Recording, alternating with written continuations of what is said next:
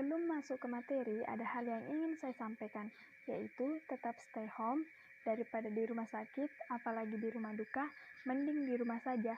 Jangan keluar, jangan tertular, dan jangan nularin. Semangat belajar rumahnya. Assalamualaikum warahmatullahi wabarakatuh. Saya Andir Mayani dari kelas 11 IPA 3 dengan NIS 0182161. Baiklah, dalam video kali ini saya akan menjelaskan materi tentang HIV/AIDS. Adapun yang pertama adalah pengertian HIV/AIDS. Berikut penjelasannya. HIV adalah singkatan dari Human Immunodeficiency Virus, yaitu virus atau jasad renik yang sangat kecil yang menyerang sistem kekebalan tubuh manusia. Bentuk HIV seperti binatang bulu babi atau binatang laut yang berbulu tegak dan tajam. Tubuh manusia mempunyai sel-sel darah putih yang berfungsi untuk melawan dan membunuh bibit-bibit atau kuman-kuman penyakit yang masuk ke dalam tubuh manusia. Dengan demikian, sel-sel darah putih melindungi seseorang dari jatuh sakit. Inilah yang disebut kekebalan tubuh manusia yang merupakan daya tahan tubuh seseorang. Jika seseorang terinfeksi oleh HIV, maka virus ini akan menyerang sel darah putih. Selanjutnya, ia akan merusak dinding sel darah putih untuk masuk ke dalam sel dan merusak bagian yang memegang peranan pada kekebalan tubuh. Sel darah putih yang telah rusak tersebut menjadi lemah dan tidak lagi mampu melawan kuman-kuman penyakit. Lambat laun sel darah putih yang sehat akan berkurang, akibatnya kekebalan tubuh orang tersebut menjadi menurun dan akhirnya ia sangat mudah terserang penyakit. Kemudian, pengertian dari AIDS. AIDS adalah singkatan dari Acquired Immune Deficiency Syndrome. Sindrom yang bahasa Indonesianya adalah sindroma merupakan kumpulan gejala dan tanda penyakit. Defisiensi dalam bahasa Indonesia berarti kekurangan. Imun berarti kekebalan. Sedangkan acquired berarti diperoleh atau didapat. Dalam hal ini mempunyai pengertian bahwa AIDS bukan penyakit keturunan. Seseorang menderita AIDS bukan karena ia keturunan dari penderita AIDS, tetapi karena ia terjangkit atau terinfeksi virus penyebab AIDS. Oleh karena itu, AIDS dapat diartikan sebagai kumpulan tanda dan gejala penyakit akibat hilangnya atau menurunnya sistem kekebalan tubuh seseorang. AIDS merupakan fase terminal atau akhir dari infeksi HIV. Telah disebutkan bahwa seorang pengidap HIV karena daya tahan tubuhnya terganggu, maka ia mudah terserang penyakit. Bahkan, serangan sesuatu penyakit yang untuk orang lain dapat digolongkan sebagai penyakit ringan. Bagi seorang pengidap HIV atau penderita AIDS, penyakit tersebut dapat menjadi berat, bahkan dapat menimbulkan kematian. Penularan HIV. Penularan akan terjadi bila ada kontak atau pencampuran dengan cairan tubuh yang mengandung HIV, yaitu yang pertama, melalui hubungan seksual dengan seorang yang mengidap HIV. Hubungan seksual ini bisa homoseksual maupun heteroseksual. Kemudian yang kedua, melalui alat jarum suntik atau alat tusuk lainnya seperti akupuntur, tindik, tato yang tercemar oleh HIV. Oleh sebab itu, pemakaian jarum suntik secara bersama-sama oleh para pecandu narkotika akan mudah menularkan HIV di antara mereka bila salah satu di antaranya seorang pengidap HIV. Kemudian yang ketiga adalah penularan HIV dari ibu hamil yang mengidap HIV kepada bayi yang dikandungnya. Adapun mereka yang memiliki perilaku berisiko tinggi menularkan atau tertular HIV adalah yang pertama, wanita dan laki-laki yang berganti-ganti pasangan dalam melakukan hubungan seksual dan pasangannya. Kemudian yang kedua, wanita dan pria tunasusila serta pelanggan mereka. Yang ketiga, orang-orang yang melakukan hubungan seksual yang tidak wajar seperti hubungan seks melalui dubur atau anal dan mulut misalnya pada homoseksual dan biseksual. Kemudian yang keempat adalah penyalahgunaan narkotika dengan suntikan yang menggunakan jarum suntik secara bersama atau bergantian. Teman-teman, hal-hal yang tidak menularkan HIV.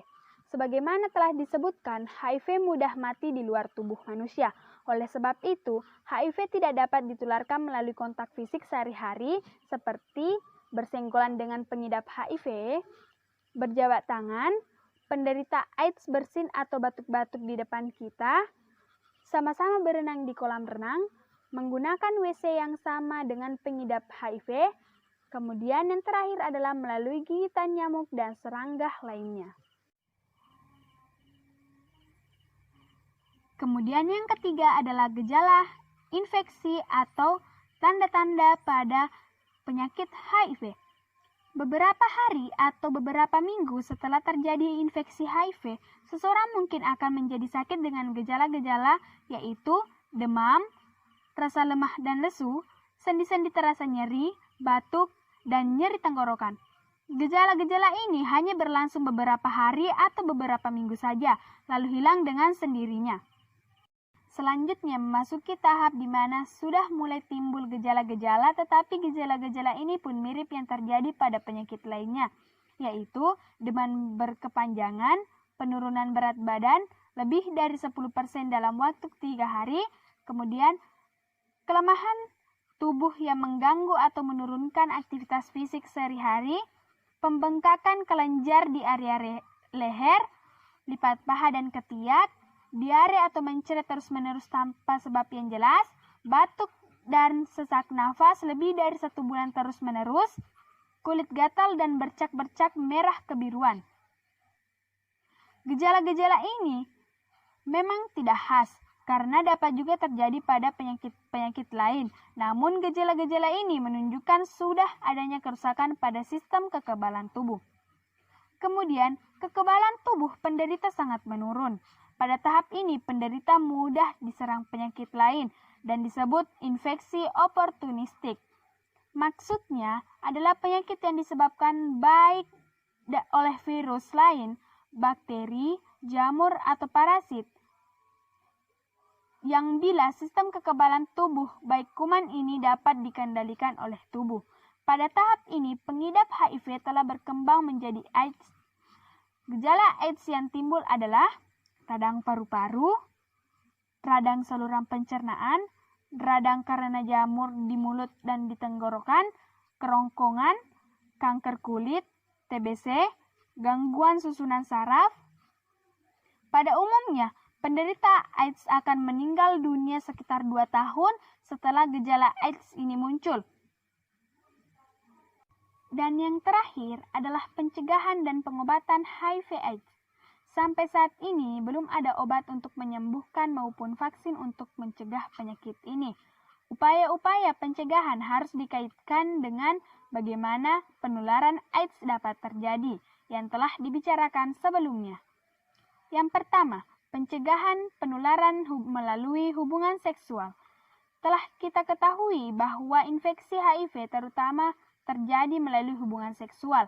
Oleh sebab itu, pencegahan penularan melalui hubungan seksual memegang peranan paling penting. Untuk itu, setiap orang perlu memiliki perilaku seksual yang aman dan bertanggung jawab, yaitu tidak melakukan hubungan seksual sebelum menikah. Hubungan seksual hanya dilakukan melalui pernikahan yang sah. Bila telah menikah, hanya mengadakan hubungan seksual dengan pasangan sendiri, yaitu suami atau istri sendiri, tidak mengadakan hubungan seksual di luar nikah. Bila salah satu pasangan sudah terinfeksi HIV, maka dalam melakukan hubungan seksual harus menggunakan kondom secara benar dan konsisten. Dan yang kedua adalah pencemaran penularan melalui darah. Penularan HIV melalui darah menuntut kita untuk berhati-hati dalam berbagai tindakan yang berhubungan dengan darah maupun produk darah dan plasma. Yang pertama, transfusi darah. Harus dipastikan bahwa darah yang digunakan untuk transfusi tidak tercemar HIV. Perlu dianjurkan pada yang HIV positif atau mengidap virus HIV dalam darahnya untuk tidak menjadi pendonor darah. Begitu pula dengan mereka yang mempunyai perilaku berisiko tinggi, misalnya sering melakukan hubungan seks dengan berganti-ganti pasangan. Kemudian yang kedua adalah penggunaan produk darah dan plasma. Sama halnya dengan darah yang digunakan untuk transfusi, maka terhadap produk darah dan plasma atau cairan darah harus dipastikan tidak tercemar HIV. Kemudian yang ketiga adalah penggunaan alat suntik atau alat lainnya yang dapat melukai kulit. Penggunaan alat-alat seperti jarum suntik, alat cukur, alat tusuk untuk tindik perlu diperhatikan masalah sterilisasinya. Tindakan desinfeksi dengan pemanasan atau larutan desinfektan merupakan tindakan yang sangat penting untuk dilakukan. Kemudian yang ketiga adalah pencegahan penularan dari ibu kepada anak. Seorang ibu yang terinfeksi HIV, risiko penularan terhadap janin yang dikandungnya atau bayinya cukup besar.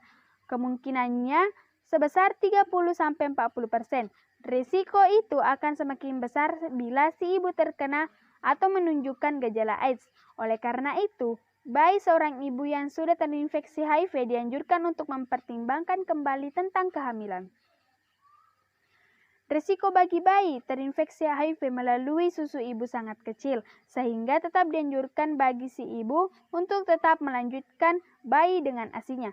Melihat kondisi-kondisi di atas, yang bisa kita lakukan untuk pencegahan penyebaran HIV adalah berperilaku yang bertanggung jawab bagi diri kita sendiri maupun orang lain dan berperilaku sesuai dengan tuntunan norma dan agama, sosial yang berlaku di masyarakat.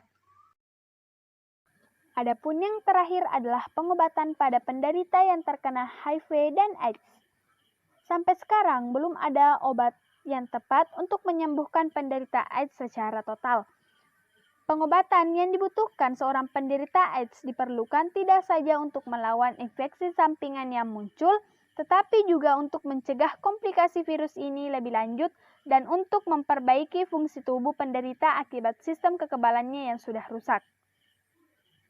Ada beberapa jenis obat yang telah ditemukan yang berfungsi hanya untuk menghambat perkembangan virus HIV.